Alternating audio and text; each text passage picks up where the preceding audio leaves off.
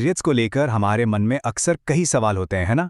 इस एक्सप्लेनर में हम मेंस्ट्रुअल साइकिल को यानी मासिक धर्म को बिल्कुल आसान भाषा में स्लाइड बाय स्लाइड समझेंगे। तो चलिए सबसे बेसिक सवाल से शुरू करते हैं। आखिर ये पीरियड्स होते क्या हैं और ये हर महीने क्यों होते हैं? ये हर फीमेल की लाइफ का एक बिल्कुल नेचुरल और हेल्दी हिस्सा है। ओके, तो अगले बस 5 मिनट में हम इस पूरे प्रोसेस को स्टेप बाय स्टेप समझेंगे। आई प्रॉमिस इसके एंड तक आपके सारे डाउट्स क्लियर हो जाएंगे। चलिए शुरू करते हैं। तो सबसे पहले एक बर्ड्स आई व्यू लेते हैं। ये समझते हैं कि आमतौर पर यह साइकिल कितने दिन की होती है और इसके मेन पार्ट्स क्या हैं।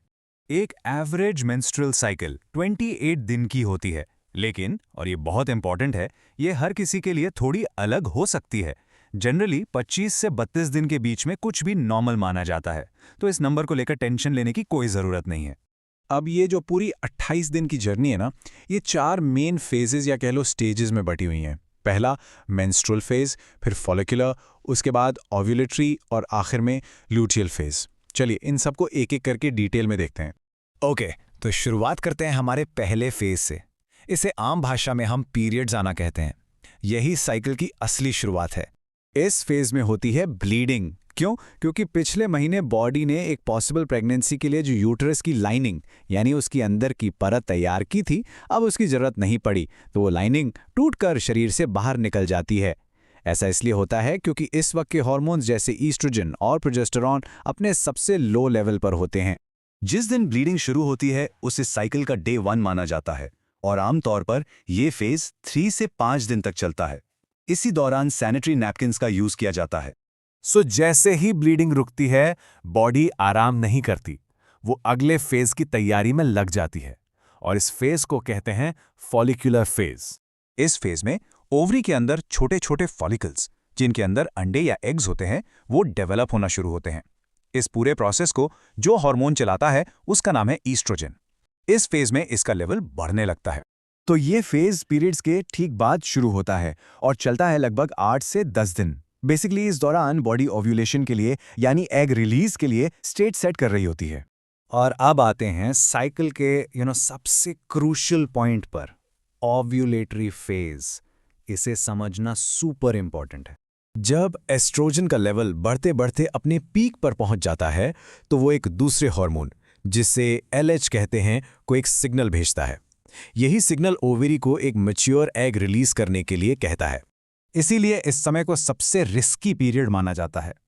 अब रिस्की का मतलब यहां पर यह है कि इसी दौरान प्रेगनेंसी के चांसेस सबसे ज्यादा होते हैं।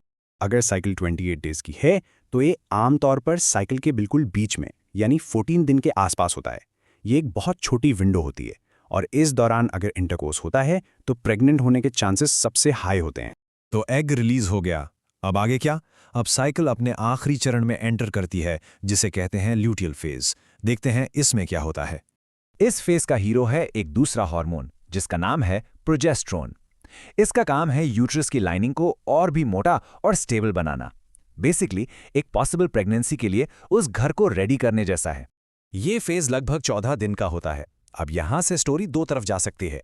आगे क्या होगा ये इस बात पर डिपेंड करता है कि वो रिलीज हुआ एग फर्टिलाइज होता है या नहीं। तो देखिए यहां 2 पॉसिबिलिटीज हैं।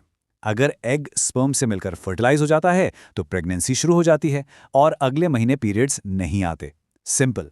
लेकिन अगर एग फर्टिलाइज नहीं होता तो बॉडी के हार्मोन्स ईस्ट्रोजन और प्रोजेस्टेरॉन दोनों का लेवल एकदम से गिर जाता है और जैसे ही ये होता है यूट्रस की वो तैयार की हुई लाइनिंग टूट जाती है। रिजल्ट? ब्लीडिंग शुरू हो जाती है, यानी एक नया साइकिल स्टार्ट हो जाता है। तो देखा आपने, ये पूरी साइकिल एक बिल्कुल नेचुरल हार्मोन ड्रिवन प्रोसेस है। अपनी बॉडी के इस नेचुरल प्रोसेस को समझना अपनी हेल्थ को समझने के लिए पहला स्टेप है। आई होप आपको ये ब्रेकडाउन अच्छे से समझ आया होगा। अब आप सोचिए, आप अपनी हेल्थ के बारे में अगला क्या जानना चाहेंगे?